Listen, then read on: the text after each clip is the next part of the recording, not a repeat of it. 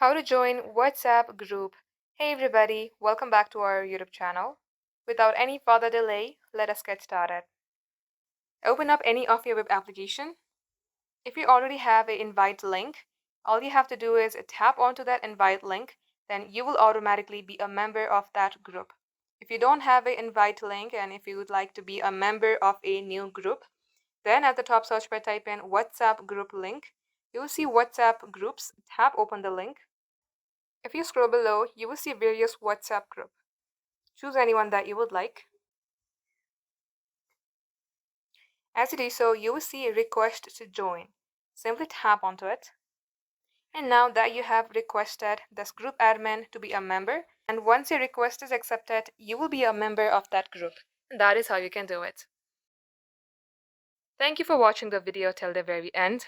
If it had helped you in any ways, then do like and subscribe.